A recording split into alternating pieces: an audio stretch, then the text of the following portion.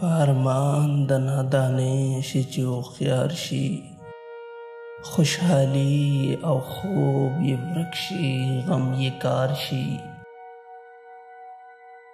تخت و تاج او بادشاهي یې په کار نه وي، په ارمان د روغ صورت وي چې بیمار شي.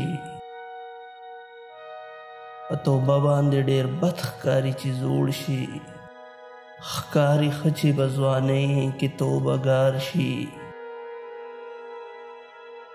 لیونی په کاڼو لګي ورته خاندي، د هوښیارو زنکدن په یو ګزار شي. خپله غمه د یار غم مې لږ مېلمه دی، تا به وکړمه وار وکړه که دې وار شي.